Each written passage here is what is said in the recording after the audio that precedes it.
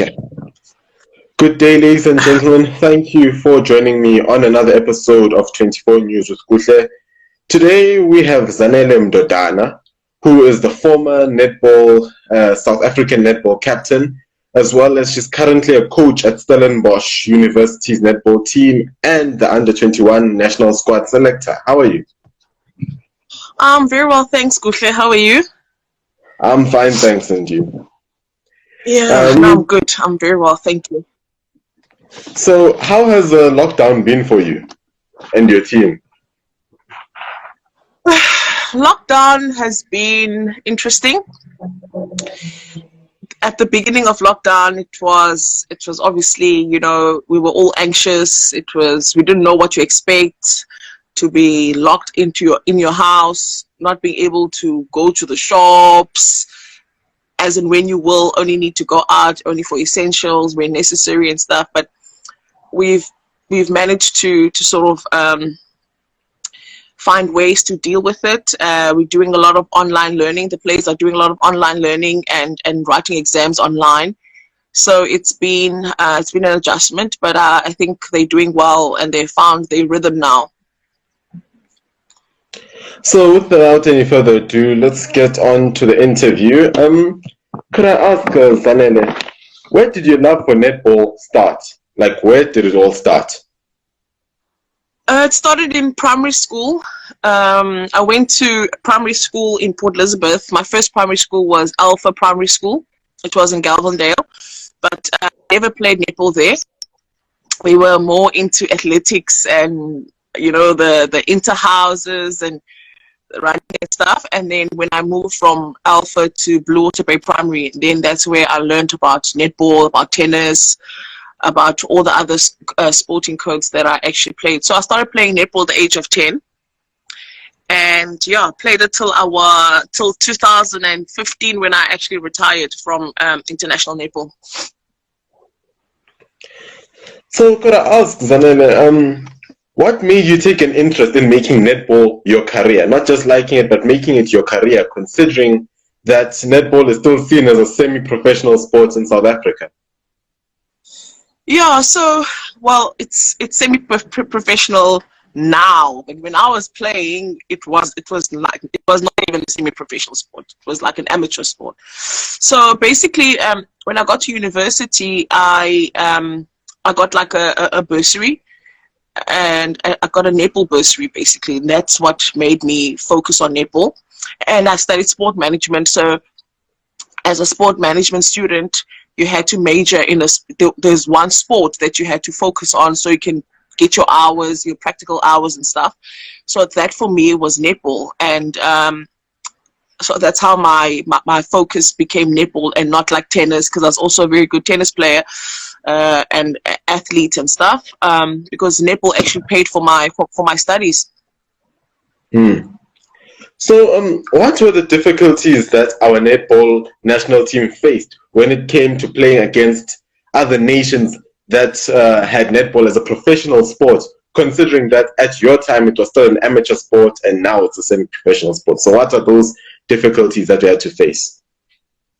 Well, the difficulties are still there. I still think that until we become professional, we're always going to come close, but we're never going to get there, because we're competing against professional netball teams, the best teams in the world, who do this, who play netball on a daily, on a regular, so the challenge is still that, we are talented, we've got the talent, we've got the coaches, but we're not professional. We're not, instead of being on the netball field, a court, or being in the gym with an S&C, doing a program, fine-tuning your craft, you find us, our players are in the office or, working, trying to put food on the table and stuff like that. So that struggle is still something very real. And we've been saying that, netball must become a professional sporting code. If we stand any chance, for example, to even play in a final come the World Cup in 2023, we need to give our players a fair chance to go and fight for that cup, and you'll find that some of our players are currently playing overseas, playing in Suncorp, ANZ, and that is for them a professional setup. So they play against the best players in the world at a club level, and they're playing professionally in Australia. So, but we can't have our entire national team literally all over the world, because when will our coach ever have time to train and prepare the team, So there's a lot of work that still needs to be done, but we have seen progress. It's not the progress that we want, or it's not happening at the pace that we think and believe it should be, but it's progress. Hi Shane, it's progress nonetheless, because it's obviously netball is not where it used to be when I was a player. So how did the call up to being our country's national captain make you feel and your family feel at large? How was that whole experience?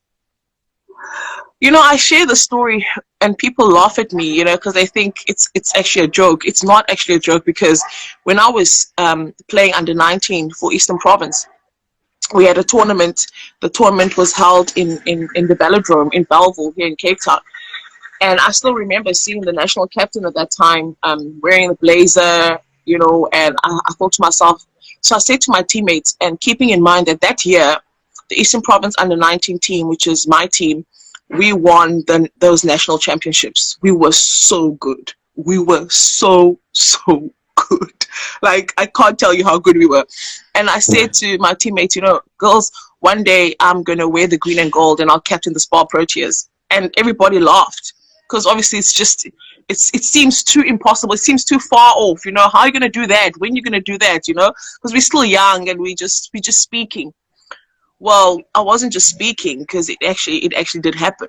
So I spoke it into existence.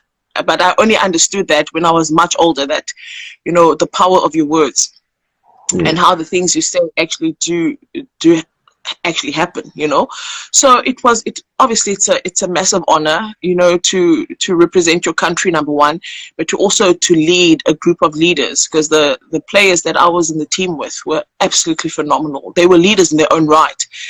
In a team, they do say there has to be a captain, but all of us were leaders, and all of us could lead ourselves and lead each other. So I was fortunate to be part of something so special.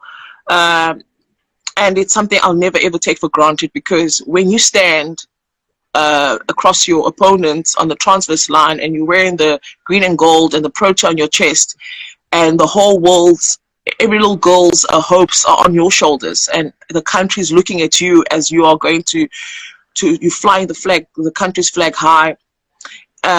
Every player has pressure, but I think a captain has even more pressure, because you not only do you have to perform, but you also need to be able to be pulling up your teammates when you see that some of them are not having a good day, So there's a lot of pressures that come with being a captain of any sporting team. It doesn't even have to be a national team, even if it's a provincial team or a club team for that matter. When you said that people laughed at you about your dream, you sort of remind me about Jack Ma, when he once said that when you're not successful and you have not achieved something yet, people don't take, but when you have achieved what you said you're going to achieve, people start taking you seriously.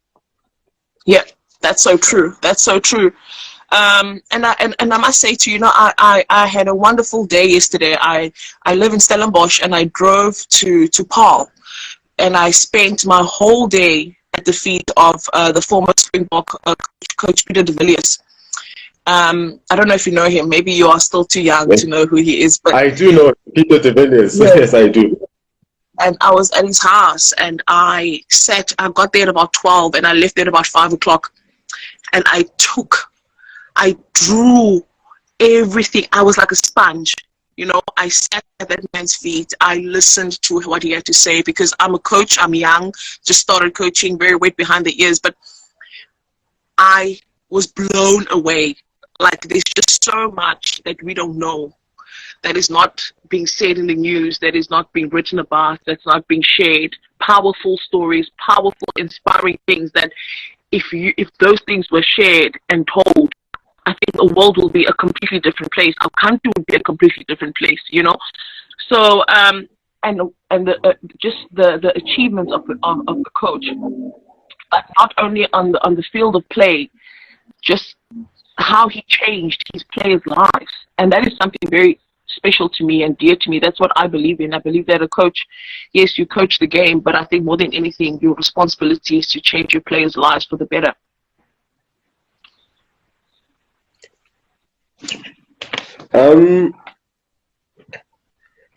My next question for you is, with you being the head coach of Stellenbosch University's netball team, do you believe the Varsity Sports Initiative and its sponsors have managed to improve the quality of netball at that level?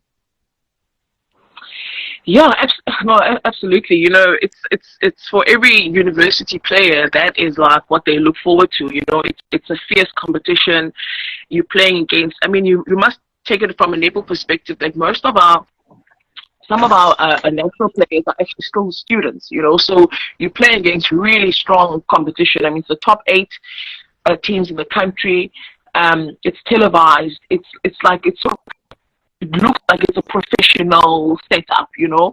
Netball is getting the airtime that it deserves. You know, players are out there. There's creating awareness of the sport and who the players are, and just giving it, like, you know, putting it at a platform and a level that is good for netball. I mean, you see here with Varsity Cup, for example, rugby. I mean, that our facility is chock-a-block full. It's as if the Springboks are here when our Varsity Cup rugby team plays, for example, you know. And even when we host the netball, our facility is full to capacity, you know. So it just shows that it's a good platform, because the more competitive netball we are playing, the better it is for our players, and it's a great platform to prepare them. My next question is, how hectic has it been being the head coach of Stellenbosch's university team, and as well as being the national team selector for the under-21 team at the same time? How hectic has it been having basically 2 jobs at the same time? Yeah, unfortunately, the selection is not a full-time job.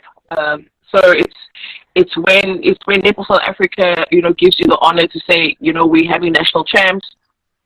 Are you available to come and select and scout and see the talent, and then, you know, and it's something that for me, it's a special honor to be given that opportunity, because at least it shows that they think I have a little bit of understanding of what a coach and netball player ultimately should possess, you know. So, and then being the head coach of the University of Stellenbosch, that's a full-time job, and that I spend most of my time. That's where I invest all my energies, and I've been here now. This is my 4th year, and it's been an interesting journey. Very you know, trials and tribulations, strengthening, sharpening me, you know, molding me into the woman that I am today. And a coach, I mean, to sit on that seat, people don't actually understand it. They think it's all nice, glitter and glamour. It's flipping hot underneath that seat. It's very, very hot, you know, because all the eyes on you, the pressure's on you, because if things go well, you're a brilliant coach. When things don't go well, you're the bad coach, you know, and the egg sits on your face at the end of the day. So, but I've been fortunate to have really a supportive system, supportive players who love me genuinely and just want, as much as they want to achieve, they also want me to be successful, you know. So I think getting that balance and having that mutual respect has been something very special to me. So yeah, I love. How hectic has it been for your players at Stellenbosch to also juggle their studies as well as travel across the country for their various matches? Yeah, that's, you know, the thing is, we are a university, so our priority is that our athletes must get their qualifications. What's important to us is that we need to understand that they are student athletes. They are there to study first and foremost, pass, graduate, and play, and they choose to play netball while doing that. So it takes a special child, a special player, a special student, special athlete to be able to do that, because the academic requirements at the University of Stellenbosch are flipping high, you know, and then we have a high performance netball program that's quite intense and packed up. So to have a player that is doing well in class but also brilliant between the four lines is something very special, and it's a sacrifice that they're making that we can never take for granted, because at the end of the day, netball is not a professional sporting code. So any player would just you know, I just rather focus on my studies, because I know that after I study, I graduate, I might have an opportunity to go get a job and be able to put food on the table. But netball won't put food on your table, not where we are now, you know. So it's challenging, but my players are resilient, very relentless, and they love their sport and they love their academics. So they want to make that sacrifice. So I guess at the end of the day, it makes it fun for them. With South Africa's recent success at the Netball World Cup last year in Liverpool, what will be the ways for the squad to build up on their gains from last year when preparing for the 2023 World Cup that's in Cape Town? Yeah, our players did very well. Our team did very well. I mean, playing in the semi-final, something we haven't seen in a very, very long time. I think the last time it was 1995 when we played in the final. Then we got a silver medal. But you know, and we can't rest on our laurels, because the World Cup is over now. We are in the building and revamping process for 2023. A lot of work is on the shoulders of Dorette Badenhorst and Dimsani Chawuk as the coaches, and on the National Federation, to make sure that our team is as best prepared and giving them all the support that they need, be it, I don't know what they are needing, but everything that they need. Nothing can be held back to make sure that our players go and do well. I mean, they had a solid foundation, you know, that they built on a solid foundation that Coach Norma Plummer left there, of professionalism, of accountability, of never cheating the grind, of always showing up, of respecting yourself, of respecting your teammates, of respecting the fact that it's an honor to wear that green and gold and that brooch on your chest. So all those things are in place. You know, the attitude is right. They understand what their responsibility is. They understand why they are there. And when they are there and they are sweating blood and tears and whatever on that court, who are they representing? So those things are all in place. It's a matter of just, you know, picking the best team that's going to go and fly South Africa's flag high. I mean, you've got your home support, you've got everybody who loves you and has watched you and whatever backing you in Cape Town. It's going to be insane, you know. So you've got home ground advantage. So we just better make sure that we've prepared our players and our team to the best of our ability and given them all the support that they need to go and play in the final and lift the trophy, which will be the first time that it's ever happened in South Africa or Africa, that an African team lifts the Netball World Cup trophy. So, with the Netball World Cup coming to South Africa in 2023, do you think that these are the ways netball can start becoming professional? That this is where it all starts now? That you can start having a professional league, fourth division league, and all sorts? No, for sure. If anything, this is the one thing that could probably just push us to get there. You know, that, you know, let's back the goals. Let's let the corporate, let government, let whoever come on board and say, listen, we are with you, we are for you. We're gonna make sure that you have the best chance possible, you know, to go and represent South Africa well. They've got to do this at a professional level. Our players must play at a professional level. They have to. You know, we have to increase the standard of competition. We've got to be creative in our thinking, how we're opening up our leagues to invite even some, like maybe we can invite one or two players from Africa to come and just bring some sense of something different and strengthen our leagues. So there's a lot of thinking that needs to go into it, but it's definitely something that's not impossible. But we've been talking so long. I mean, 2020 is over as far as I'm concerned. We've got 2 years and then the World Cup is in South Africa. So that's not enough time. You know, other countries are far ahead of us. You know, Australia, New Zealand, they squad that they have, they're going to pick from those players to go and play 2023. You know, that's the forward thinking that the top teams in the world are applying. So South Africa just needs to also just and we've got everything. We've got the coaches, we've got the know-how, we've got the specialists, we've got everybody, you know. Hi Billy.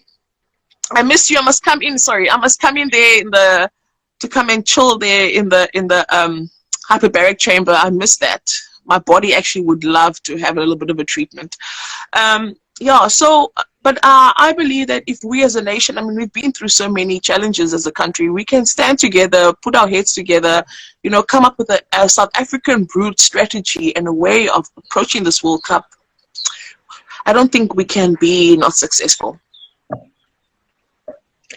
My next question is, with netball being a fast-growing sport in South Africa, what are the ways, aside from just the World Cup that we've mentioned, for us to make this sport a professional sport and also make it well-funded? Because we know that funding in netball has not really been the best compared to other sports as of late. Yeah, so one thing we have to give recognition to is like SPA, and how SPA has stood by netball for all these years, you know, supported netball. Even when we go back and ask for more, SPA shows up and says, I've got you, you know. So SPA's been a long-standing sponsor of netball, but we need more. We need more sponsors to come on board. We are here.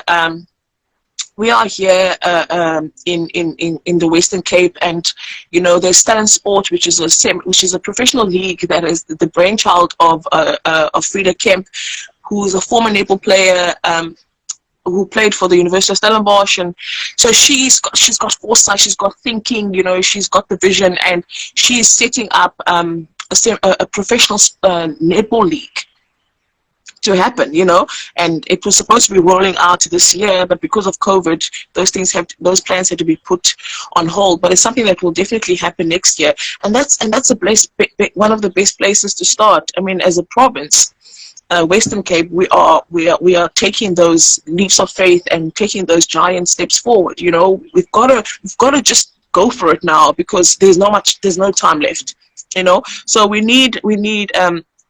And we're going to find a lot of players who are going to want to come and play this league. And the more competitive our players are playing at a more consistent and continuous basis, the better they become. You know, one league that lasts 6 weeks is not going to be good enough. We need a long league where they're playing all the time against each other. So that's some good things that are happening, you know. So people are seeing this and they're doing something about it. So like I said earlier, there is progress, but sponsors need to come on board and say we will support netball and stay with netball and back the girls, you know, and the girls will put their best foot forward, you know. Do you think Department of Sports and Recreation has done enough when it comes to their job in terms of promoting the sport of netball, aside from the sponsors, but the department itself? Has it done enough to assist the Netball Association when it comes to sponsoring it and promoting the sport?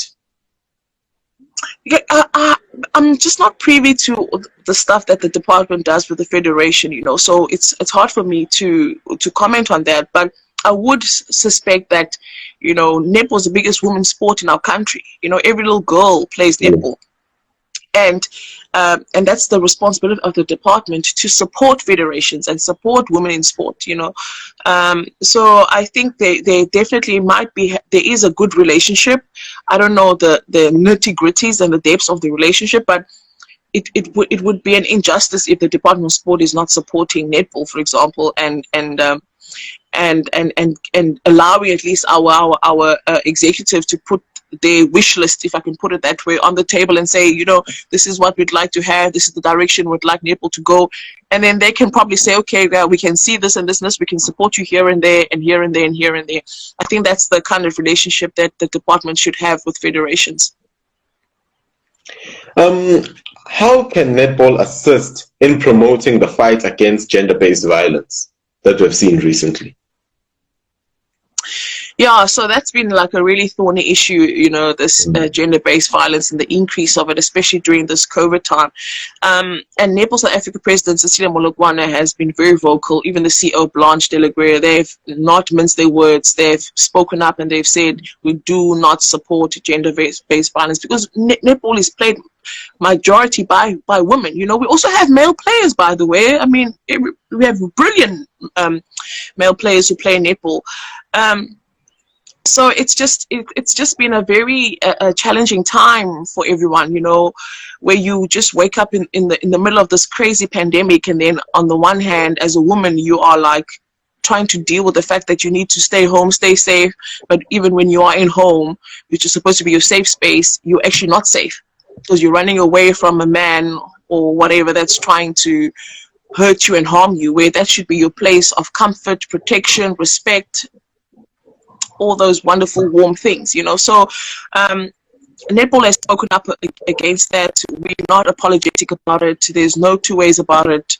And it's been great also to see a lot of males coming up and speaking up and saying, not in our name, you know, this cannot just be the way we live. So yeah, I think things are being done about it, and yes, just really we ask ourselves, like, if we're not safe in the streets, we're not safe in our homes, we're not safe in our partners' beds, we're not safe anywhere, I mean, where are we safe? You know, then that just really blows my mind away, because we are crucial in society, for society, and to the country to be at its best. You've got to protect your women, you've got to protect your children, your females, your girls, you know. They are the cornerstone of any nation. So it's, yeah, but we're glad that even our president has not kept quiet about it. He's spoken up, and there's just no like excuse or no, you did this, you did that. It's just no. It's no. Nothing outside of that. There's nothing outside but no. Can you share your word of advice to those who want to play netball? Or well, actually want to pursue netball as a career, rather? Yeah, so for me, it's a beautiful sport. One, it's taught me so much about myself. It will teach you so much about yourself if you play, if you continue playing. Teaches you basic things like discipline, time management, dedication, commitment. You know, you experience so many challenges, but you learn how to overcome them.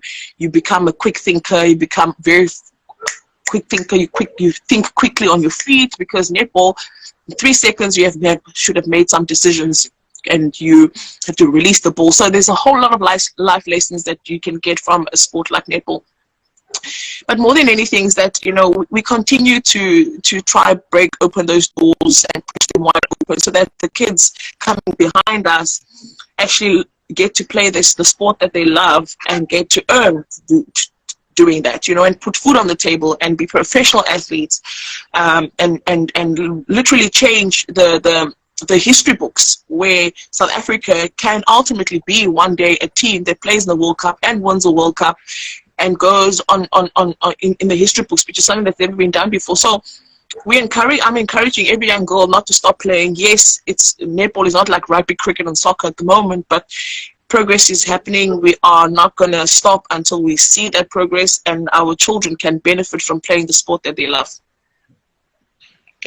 Thank you so much for joining us on today's episode 24 News with Kuhle. Thank you. It's really been great to have you on the show. Thank you so much for having me anytime. Thank you. And can I just ask, before we end,